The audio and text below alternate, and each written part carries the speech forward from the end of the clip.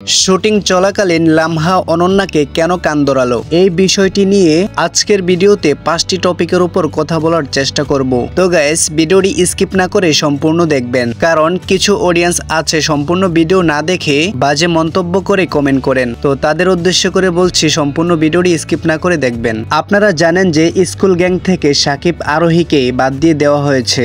যারা সাকিব আরোহীর ভক্ত তাদের জন্য খুশির সংবাদ। আপনাদের জন্য কিন্তু সাকিব সিদ্দিক এবং কি আরোহী মিম সহ একটি নতুন চমক নিয়ে আসতেছেন। ওই দিক দিয়ে স্কুল গ্যাং চলতেছে, এদিক দিয়ে সাকিব সিদ্দিকের এবং কি আরোহী মিমের নতুন নাটক চলতেছে। সাকিব সিদ্দিক বলেছেন, স্কুল গ্যাং থেকে বাদ দিয়েছে এতে আমার কোনো দুঃখ নেই। প্র্যাঙ্কিং কি, আমি এর চাইতে আরো অনেক হাই কোয়ালিটির কাজ নিয়ে আসবো আপনাদের মাঝে। সাকিবের কথা শুনে জবাব দেন মিরাজ খান। মিরাজ বলেন যে কার কতটুক দম আছে এটা আমরা খুব ভালো করেই জানি, আর সাকিব যে এত বেশি উড়াল পারতেছে, এত উড়াল পাইরা কোনো লাভ নেই। কথায় আছে চিল্লাইয়ে কোনো মার্কেট পাওয়া যায় না। যদি সাকিবের এতই ক্ষমতা থাকতো তাহলে স্কুল গ্যাং এবং কি প্র্যাঙ্কিং টিমে থাকতে পারলো না কেন?